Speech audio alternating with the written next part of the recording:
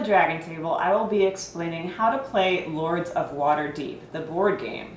It is set in the Dungeons & Dragons universe, but don't let that scare you off if you're not a D&D fan, because this is for sure a Euro game. It is worker placement and resource management. It just happens to be set in the Dungeons & Dragons universe. And it is an excellently designed game. It plays superbly well, and it is one of my favorites. So let's check it out. One of the things that I wanted to show you before I set the game up is this wonderful, wonderful box and container that this game comes with.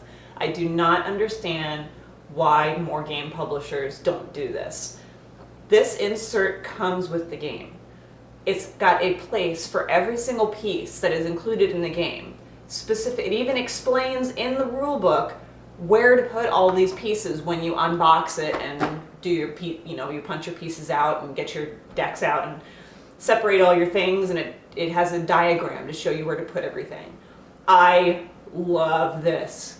OCD gamer loves this. And I am so sick of getting these big box games that have just like one central divider, and then I have to get all of my Ziploc bags out of my kitchen counter or my kitchen cabinet and put all these pieces into little Ziploc bags and then just throw them into these big open bins and these cardboard boxes. Drives me batty. So this is a thing of beauty. Okay, let's get to the game. So this is Lords of Waterdeep, set up for a 3-player game. And the number of agents that each player has, and these are your agents, they're your little workers that you'll be able to place. The number of agents that you have differs depending on how many people are playing the game. For a 2-player game, you get 4 agents to start with. For a 3-player game, you get 3 agents. And then for a 4 or 5-player game, you get 4 agents. And you also have an additional agent that will become available to you during the 5th round. We've got money over here. These square pieces are 1 gold. The moon-shaped pieces are 5 gold. I've also got some extra victory point pieces that may come into play during the game or they may not. Everyone has their own little starting tile piece on the 0 marker of the victory point track. And everyone is going to be secretly dealt a lord. And each lord has, basically it's an endgame scoring bonus. And it's going to be a secret to all the other players, but it'll be your secret agenda while you're playing. And normally it's that you get a bonus points for finishing a certain type of quest during the game.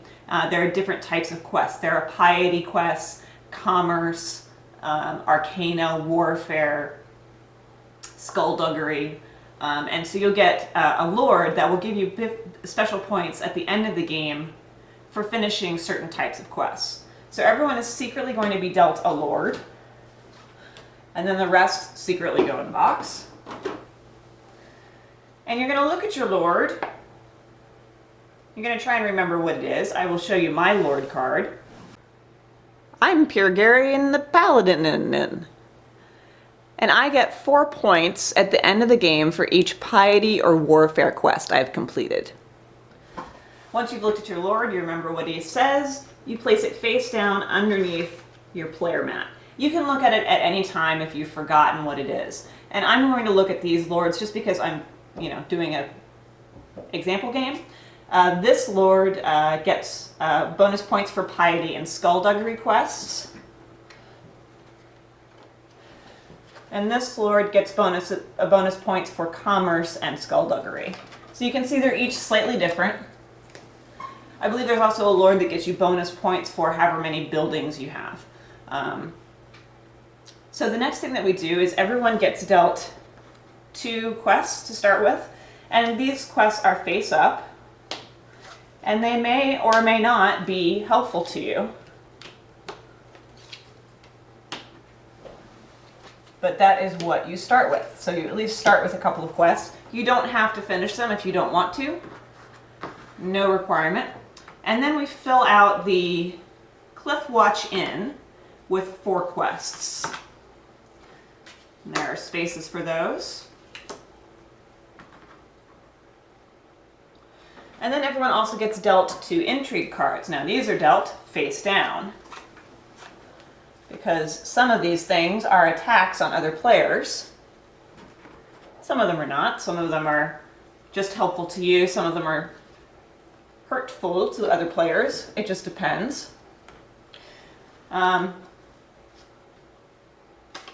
we'll get to those in a minute.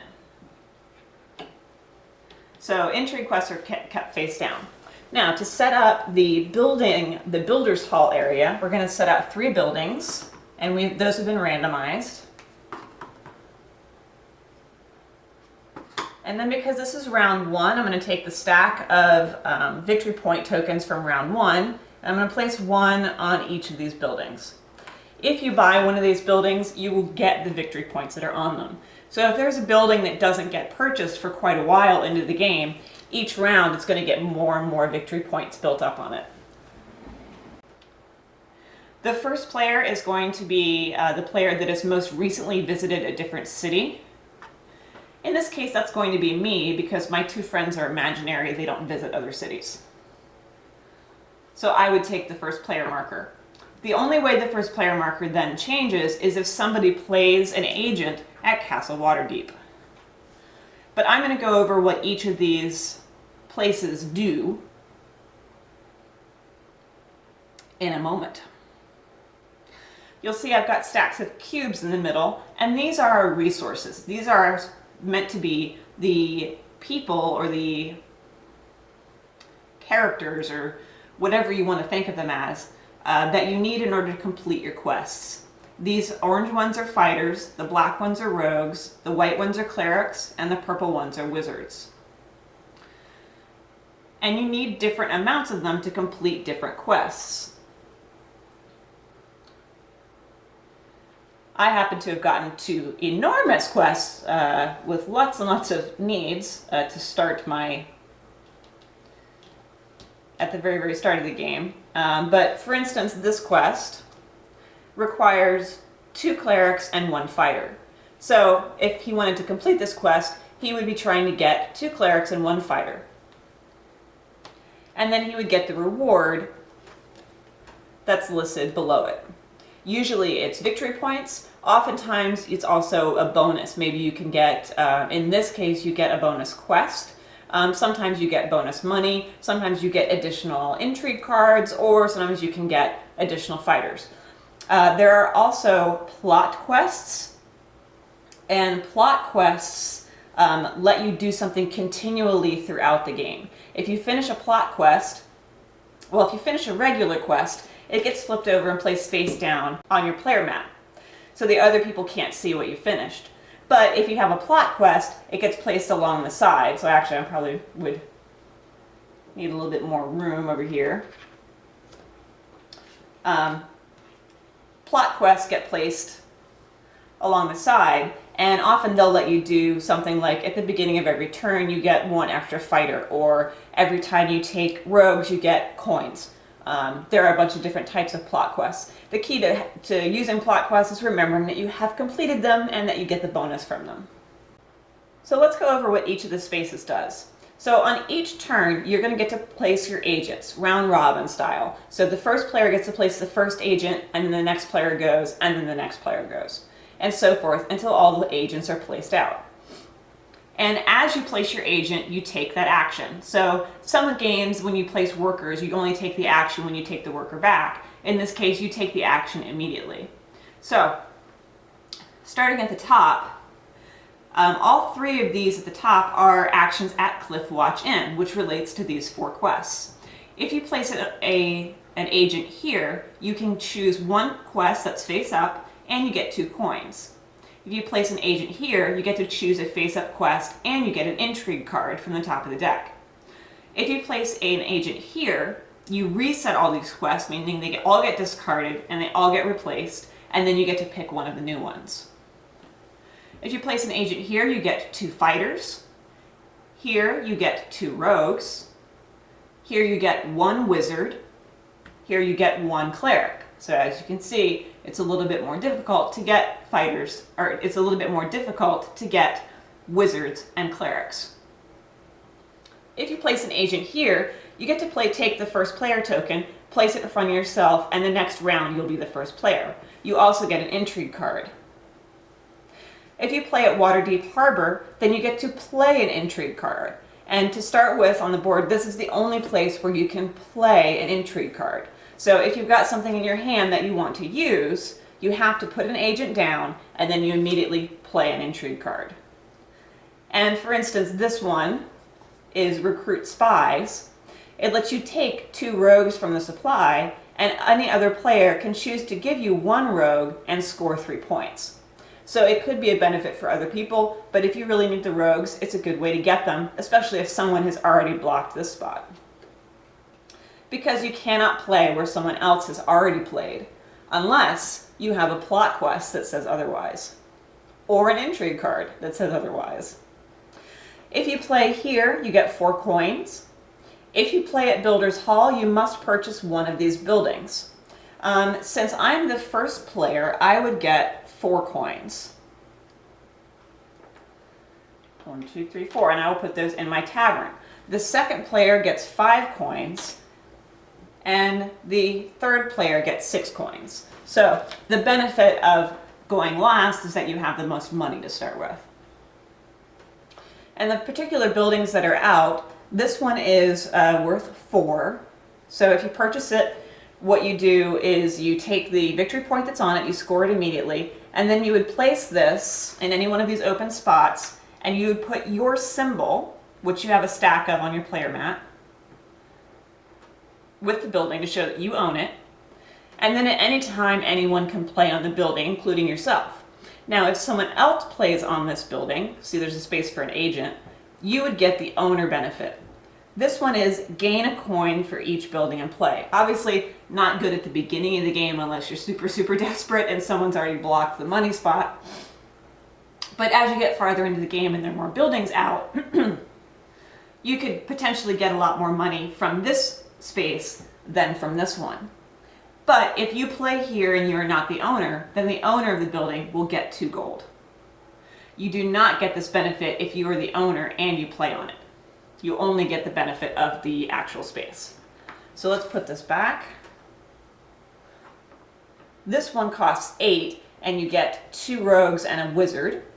This one costs 4 and you would get to take whatever fighters are on this space. When this is purchased, 2 fighters get put on it. And then at the beginning of each round, 2 more fighters get placed on it. So generally it doesn't go more than a couple of rounds without someone saying, well, I'm going to take 4 fighters, or, you know, I don't think I've ever seen it get higher than 6.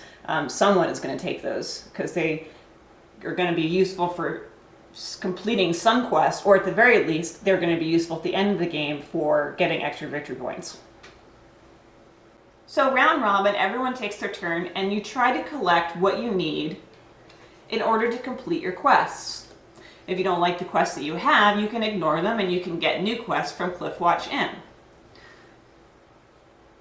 You can play intrigue cards to help you complete those quests. And sometimes the intrigue cards will even let you score victory points. Anytime you buy a building that has victory points on it, you get to score that many. At the end of the game, you get a point for every adventurer in your tavern. So if you have any leftover adventurers in your tavern at the end of the game, you get 1 bonus point for each of those. You get 1 point for every 2 gold you have. So count your money, divided by 2, round down, and you get that many points. Then you count out the bonus points for how many completed quests you have that match your particular lord, and whoever has the most points at the end of the game wins. It's really pretty simple. It might look a little complicated, but it plays so smoothly and it all just interacts really, really well. I think one of the most important keys is knowing, understanding the intrigue cards and making sure that you use them to the best of your advantage. The other thing to know is that when you play at Waterdeep Harbor, once everyone has all of their agents out for the turn, if anyone has played at Waterdeep Harbor, before you take your agents back and start the new round, you get to replay the agents that are at Waterdeep Harbor. So essentially you get to use your agent twice, but only if you had an intrigue card to play. So in other words, what I would do is, let's say I went to Waterdeep Harbor and I played an intrigue card, and it would get discarded, I would get the benefit from it, everyone else would continue playing, everyone's agents would get out, and then once everyone's agents were on the board, and let's say he played there too, then the people who played at Waterdeep Harbor would then get to place their agents again. And you can only place them, you cannot place them at Waterdeep Harbor, and you can only place them where there are open spots. So I'm just putting out some random placements. So now let's say everybody's agents are out, and now whoever played at Waterdeep Harbor first gets to take their agent and place it someplace. So there are very limited spots at the beginning of the game. Once there are more buildings out, let's say someone bought a building, that would give you another option of a place to play. But I could play on one of these two spots, or it wouldn't make sense for me to play here because I'm already the first person. So let's say I could go here, and then I could take a quest and an intrigue card, and then the next person would go, and maybe he wants to be first player. So he could go here and take the first player marker and an intrigue card. And anytime you build from Builder's Hall, it gets replaced with a new building, but it doesn't get any more victory points on it until the next round. And like I say, once you get to round 5, that is when you get your extra agents. So the last 4 rounds of the game, you have an extra agent. And the game is played in 8 rounds, so it doesn't take that long. It's probably a 45-minute game, maybe an hour, depends on how quickly people think. And that's about it. I mean, there's really not a whole lot to explain about how to play this game. Just make sure that you read your intrigue cards carefully, read your quests carefully, make sure you know what you need, and sometimes you can buy buildings that will help you complete your quests. Because even if it's something that maybe you really want to be able to play on this, so you purchase it, somebody else plays on it, great, they played on it, you still get a benefit from it. So that's the nice thing. Even if you buy a building that you want to be able to play on and somebody else plays on it, you still get some benefit from it, because as the owner of the building, you get some payment for someone else using the building. I really thought that there would be more to explain about this game, and there really isn't. The greatest detail comes from having to, read your intrigue cards and read your quests. One thing I will point out is there is a type of intrigue card called a mandatory quest. Nobody has one of those right now. Here's one. And they actually are sideways compared to the regular intrigue cards, so they look like a quest. And what you can do with a mandatory quest is, for one thing, when you're looking at your cards, don't look at them like this, because then everyone knows that you have a mandatory quest. Just turn it.